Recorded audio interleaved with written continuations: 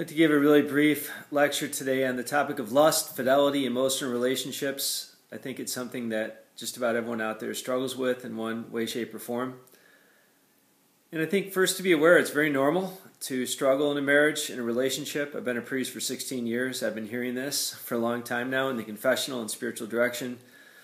It's part of being human, and it's part of being a Christian. The devil doesn't want your marriage to last. He will fight to pull you apart from your spouse. He can do that by enticing you, trying to seduce you, trying to put the idea in another person. So I think the first point is just to recognize that. This is a battle we have to face. The second point would be to avoid those occasions, those near occasions when you could be putting yourself at risk, when it's not healthy, when you know you're attracted to someone physically, emotionally. It's probably not a good idea to be spending too much time with that person unless you have to. If you're a married man or woman, you really can't have, in my mind, a friend of the opposite sex. I think it's very dangerous. I think it's something you need to talk to your spouse about. Make sure they're on board with it. And I think it's also something that we need to pray about. We need to call ourselves out on, be brutally honest with ourselves, and admit, this might be a problem. And confront it. First of all, with prayer. I think starting with confession, going to confession on a regular basis, confessing your impure thoughts, your impure desires, putting yourself at risk sometimes, to say, I'm sorry, Lord, I need your help, to get the grace from that sacrament, to get the grace from communion, going to Mass, going to the chapel, asking our Lord to fortify you, especially if it's difficult, to go to our Blessed Mother.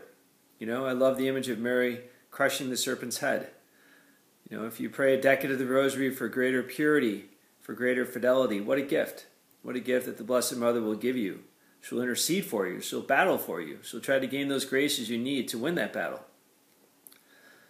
And I think as well, it's being very attentive to discern your thoughts, to not just go with any thought that pops in your head, to control your eyes, to control what you look at, especially for the guys out there, to not have a detained stare, and obviously for the women not to dress inappropriately to tempt guys, because that can be really hard for them. To control your emotional attachments, especially for the woman. Maybe you find yourself thinking too much about this particular guy, or maybe opening yourself up too much to a person who isn't your husband. So, it's really about being careful. It's about being prudent. It's about having that honest perspective of this battle and begging our Lord and our Blessed Mother to help you be faithful. I am the son of a mom and dad who were faithful until death, 45 years of marriage. And I can't think of a better gift they gave me than their faith and their fidelity to their marriage and their love for each other, which wasn't always perfect and beautiful and romantic. It was a hard-fought love, but it was real. It was deep. God bless you.